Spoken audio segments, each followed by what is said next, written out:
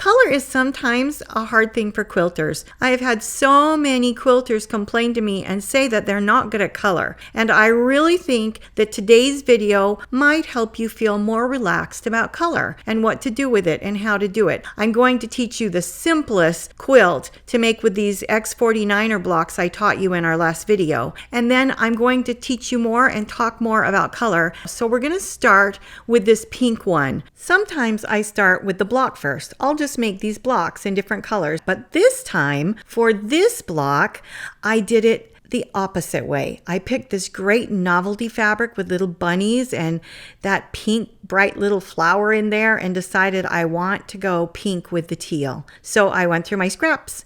I picked some fat quarters. I found what I liked. I laid it out on the fabric just like you're seeing and auditioned it and went, yes, this is how I want to make my block because I like how it goes with the fabric, and I pulled the colors from the fabric. And then ta-da, here's the block, and here it is with the fabric I made it for. So this is one of the processes. You just look at the fabric, decide what color you want to enhance. I love this part of the video. We're going to shop at my house and pretend I'm a quilt shop because all of this fabric is fabric that I love. So I'm going to choose different fabrics that I think will play really nicely with the pink, and we'll see how nicely it plays. This is one of the things you can do when you're trying to audition colors. Just go to a quilt shop and lay your block out on the fabric and see how it plays together. Watch individually. I love it on this yellow. And yellow and pink, who'd think, but because the manufacturer's done all the work, look at it on this blue and see there's pink in it. So oftentimes you'll find the color you want to use in the fabric. If you've studied the color wheel, it doesn't always work like this, and you can actually put fabric that doesn't have any of that color with it, and I'll show you that in a minute. I love that you can choose a novelty print that goes for who you're making the quilt for. If you're making comfort quilts or charity quilts, then you can just have fun and play with color and learn about color. But if you're making it for a specific person, then you can focus on what that person would love. I decided to go for older. You might not want novelty prints as young, and so sometimes florals work. So let's pull some florals and look at the pink on these florals. This one is so interesting to me. It almost looks masculine, even with that pink, but it's beautiful.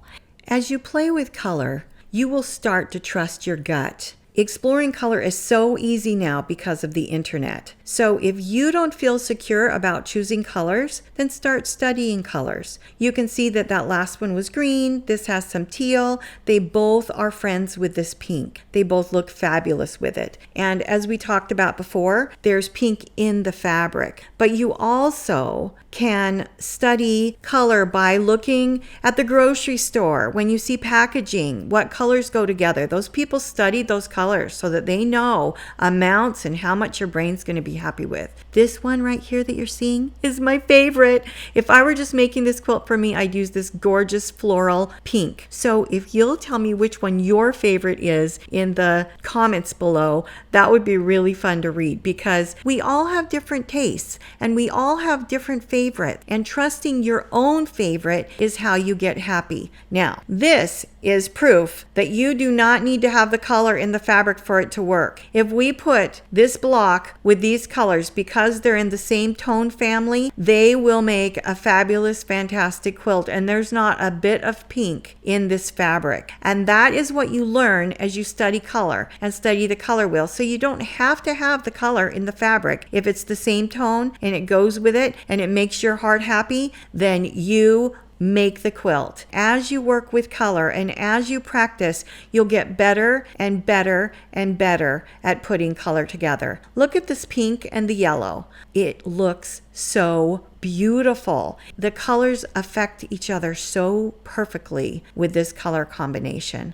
If you need to wake up your brain, check out this color. The intensity of this block on that color is just amazing and really would make a fun wild quilt. So now we're back to finding pink in our fabric. There are so many ways that fabric can pull and see and talk. And when you look at the block on the different fabrics, the block actually pops different. You can see the fabrics popping out of it. And I'm turning it on point because if you put it on point, it has a whole new design element. We're going to talk about color more. But before we do that, we're going to pause really quick and I'm going to show you this fastest charity quilt. You can make it for grandchildren, you can make it for whoever. It's very simple. It's just borders. And there's a free PDF on our website if you want a diagram of it. It's not really a pattern, but it's a diagram to instruct and help you along the way. The X49er goes right in the center and we border it with this 5.5-inch strip. So we put top bottom and then we put side to side.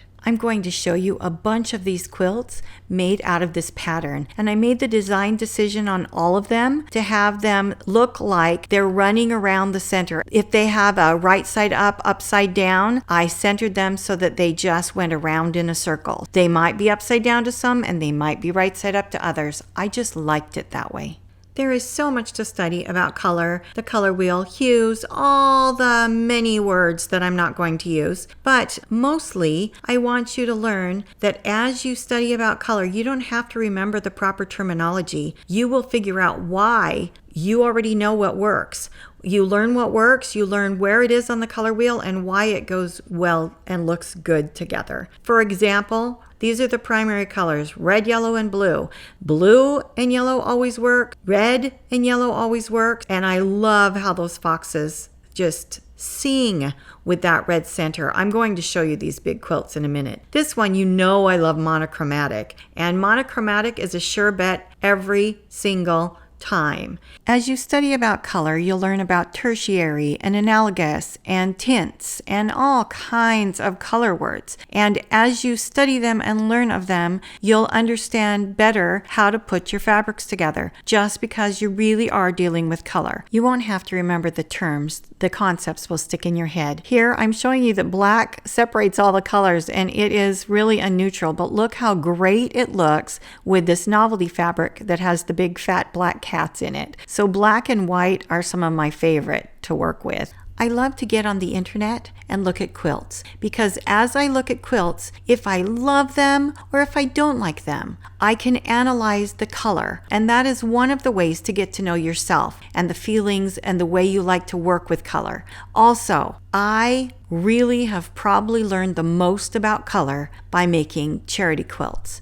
When I make charity quilts, I don't just make them for the colors I decorate with in my home. I can make them for children, and I can make them for teenagers, and I can make them in red, white, and blue. I can use all of the colors. And somehow when you're trying to be out of your comfort zone, making things with colors maybe you wouldn't normally work with if you were going to keep the quilt, you learn so much. Experience teaches you so much about color. So I hope that you go forth and see what you can learn. Tell yourself, I'm getting good at color, and you'll start to believe yourself, and you can live colorly, happily, ever after. Stay merry and creative.